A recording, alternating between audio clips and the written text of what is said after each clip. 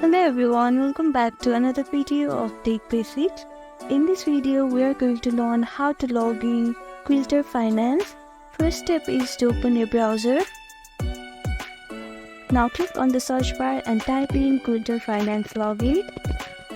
Now scroll down a little bit until you see this logo or as choose your login, click on it. This is the website of Quilter Finance. On the top right corner, you can see login option, click on login. Now scroll down a little bit and here you can see login option, click on login.